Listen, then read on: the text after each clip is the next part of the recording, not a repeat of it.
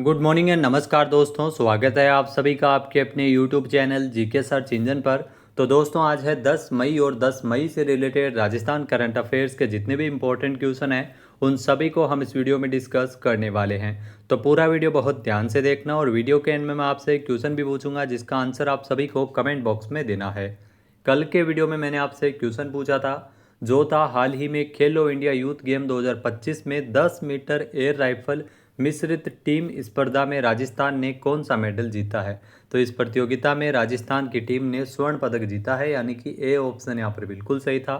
जिन दोस्तों ने A option comment box में सही जवाब दिया था उनको हार्दिक शुभकामनाएं। तो 5 मई को नई दिल्ली में doctor Karni Singh shooting range में आयोजित खेलो इंडिया यूथ गेम 2025 में 10 मीटर एयर राइफल मिश्रित टीम स्पर्धा में राजस्थान की टीम ने शानदार मुकाबले में गोल्ड मेडल जीता था। राजस्थान के खिलाड़ियों ने उत्तर प्रदेश को मुकाबले में हराया था। खेलो इंडिया यूथ गेम 2025 का आयोजन 4 से लेकर 15 मई तक किया जा रहा है। खेलो इंडिया यूथ गेम 2025 जो भारत सरकार की खेलो इंडिया योजना का 7वां संस्करण है, जो कि बिहार और नई दिल्ली के कई शहरों में आयोजित हो रहा है। तो चलिए शुरू करते हैं आज के राजस्थान करंट अफेयर्स।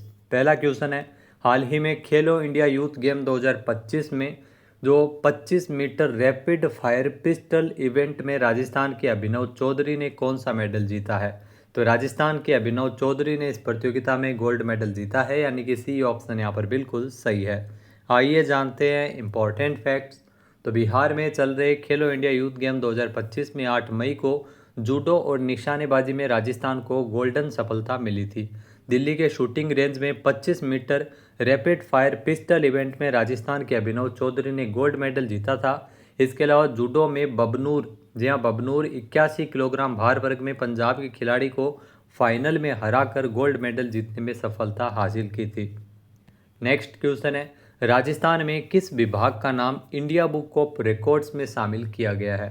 तो इंडिया बुक ऑफ रिकॉर्ड्स में शामिल किया गया है सार्वजनिक निर्माण विभाग का नाम, यानी कि ए ऑप्शन यहाँ पर बिल्कुल सही है। आइए जानते हैं इंपॉर्टेंट फैक्ट्स।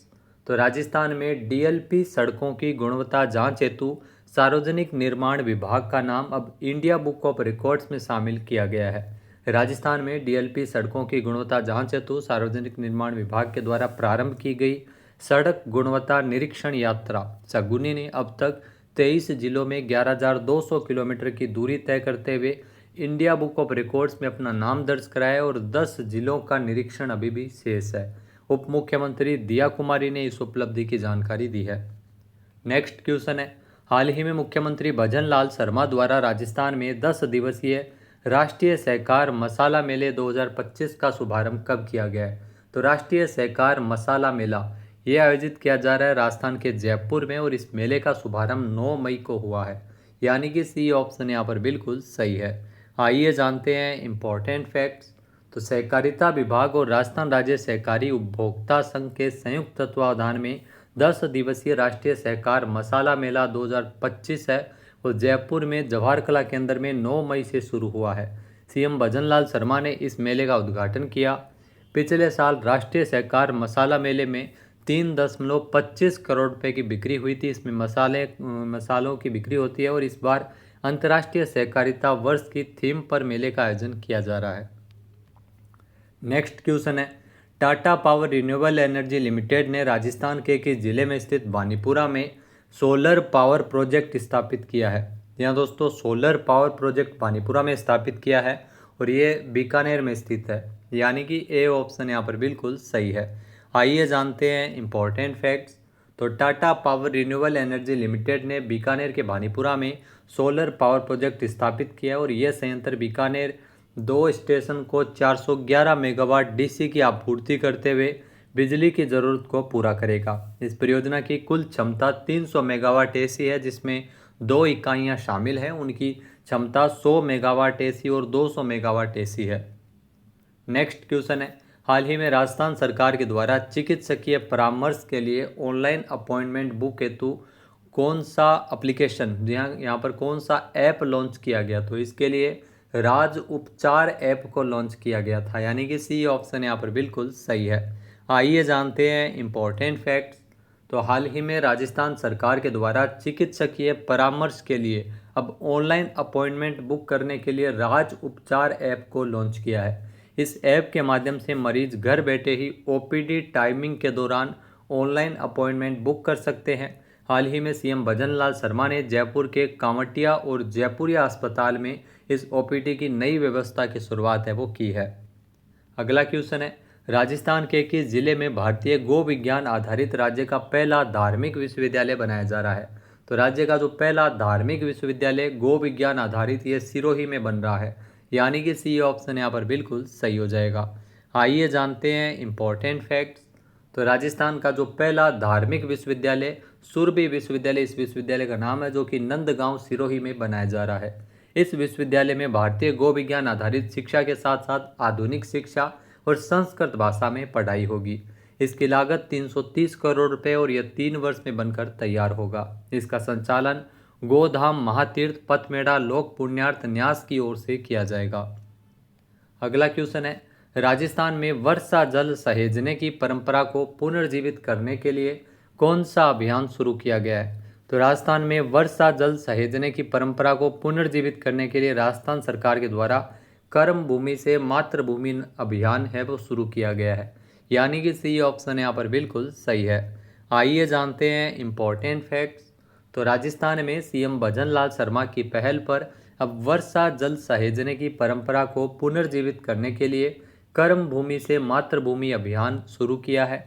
इस अभियान के अंतर्गत राज्य सरकार भामाशाहों और प्रवासी राजस्थानियों को साथ लेकर ग्रामीण क्षेत्रों में रिचार्ज शाफ्ट संरचनाओं का निर्माण करना जारी है। यह अभियान जल संचयन में जन भागीदारी सुनिश्चित करने के लिए कैच द रेन अभियान से प्रेरित है। शुरुआती स्तर पर इस अभियान के अंतर्गत सिरोही, पाली, जोधपुर, भीलवाड़ा, झुंझुनू और जयपुर जिलों में कार्य प्रारंभ किए गए हैं। अगला क्वेश्चन है, हाल ही में टाइप 1 डायबिटीज़ देखभाल के लिए देश के पहले समर्पित कार्यक्रम मिशन मधुहारी की शुरुआत किस राज्य सरकार के द्वारा की गई है? तो मिशन मधुहारी ये राजस्थान सरकार ने शुरू किया है टाइप 1 डायबिटीज़ देखभाल के लिए। मोस्ट इंपॉर्टेंट क्वेश्चन है, एग्जाम में ज़रूर पूछा जा सकता है, यानी कि ए ऑप्शन इसमें बिल्कुल सही है। आइए जानते हैं इंपॉर्टेंट फैक्ट्स। तो टाइप 1 डायबिटीज़ की देखभाल के लिए देश के पहले समर्पित कार्यक्रम की शुरुआत राजस्थान में की गई है। राज्य सरकार ने टाइप 1 डायबिटीज़ देखभाल के लिए राष्ट्रीय स्वास्थ्य मिशन के अंतर्गत भारत के पहले समर्पित कार्यक्रम मिशन मधुहारी को शुरू किया है। पायलट प्रोजेक्ट के रूप में इसकी शुरुआत जयपुर, नागौर, उदयपुर और जोधपुर के 12 जिला और उप जिला अस्पतालों से की गई है। 7 अप्रैल से प्रदेश के सभी जिलों में चरणबद्ध रूप से प्रक्रिया वो शुरू कर दी गई है। नेक्स्ट, हाल ही में विकसित कृषि संकल्प अभियान, यहाँ विकसित कृषि संकल्प अभियान कब से चलाया जाएगा? तो इस अभियान की शुरुआत भारत में 29 मई से होगी, यानी कि सी ऑप्शन यहाँ पर बिल्कुल सही हो जाएगा। आइए जानते हैं इंपॉर्टेंट फैक्ट्स। तो विकसित कृषि संकल्प अभियान जो नवाचार के साथ किसानों को सशक्त बनाने के लिए इसकी शुरुआत भारत में होगी और 29 मई से लेकर 12 जून तक ये 15 दिवसीय राष्ट्रीय व्यापी अभियान चलाया जाएगा, जिसका मुख्य उद्देश्य किसानों को आधुनिक तकनीक और नई बीज किस्मों के बारे में शिक्षित करना है। यह पहल 700 जिलों को कवर करेगी और 1.5 करोड़ किसानों तक पहुंचेगी, जिसमें प्रतिदिन 10 से 12 लाख किसान इसमें शामिल होंगे। अभियान का उद्देश्य कृषि विस्तार सेवाओं को बढ़ाना और किसानों के खेतों तक समय पर नई तकनीक पहुंचाना है। अगला क्वेश्चन है, हाल ही में जहाज़ों के लिए समर्पित नीति पेश करने वाला भारत का पहला राज्य कौन सा बना है? यहाँ दोस्तों जहाज़ों के लिए समर्पित नीति पेश करने वाला देश का पहला राज्य है महाराष्ट्र, यानी कि सी ऑप्शन यहाँ पर बिल्कुल सही है। आइए जानते हैं इंपॉर्टेंट फैक्ट्स। तो महाराष्ट्र है वो जहाज़ों के लिए समर्पित नीति पेश करने वाला देश का पहला ऐसा राज्य बन गया है। महाराष्ट्र ने भारत की पहली स्वतंत्र जहाज निर्माण, जहाज मरम्मत और जहाज पुनर्चक्रण नीति पेश की है, जिसका लक्ष्य साल 2030 तक 6600 करोड़ रुपए का निवेश है। इस नीति का उद्देश्य तो महाराष्ट्र को जहाज निर्माण का केंद्र बनाना है और 2030 तक 40,000 नौकरियां पैदा करना है। इसमें पूंजी, सब्सिडी, कौशल विकास निधि और विकास को बढ़ावा देने के लिए दीर्घकालिक भूमि पट्टे जैसे प्रोत्साहन इसमें कई शामिल है। तो महाराष्ट्र के मुख्यमंत्री है देवेंद्र फडणवीस। बात करते हैं आज के हमारे क्विज के, जिसका आंसर आप सभी को कमेंट बॉक्स में देना है। तो आज का क्विज है, राजस्थान में महाराणा प्रताप की कौन सी जयंती इस वर्ष मनाई जा रही है। एक बार फिर से सुनिएगा, राजस्थान में महाराणा प्रताप की कौन सी जयंती इस वर्ष मनाई जा रही है। सही आंसर आपको कमेंट बॉक्स में देना है। और अगर ये वीडियो आपको पसंद आए तो इसे आप लाइक और शेयर करना बिल्कुल ना भूलिएगा। चैनल पे आप नए जुड़े हो, सब्सक्राइब नहीं किया है तो भी सब्सक्राइब करें जीके सर्च इंजन चैनल को। और पीडीएफ फाइल के लिए वीडियो की डिस्क्रिप्शन बॉक्स में आपको लिंक मिल जाएगा टेलीग्राम चैनल का, जिसे आप ज्वाइन कर सकते हैं। क्वेश्चन आंसर आप वोट करके भी कर सकते हैं। वीडियो देखने के लिए धन्यवाद। जय हिंद, जय भारत, जय राजस्थान।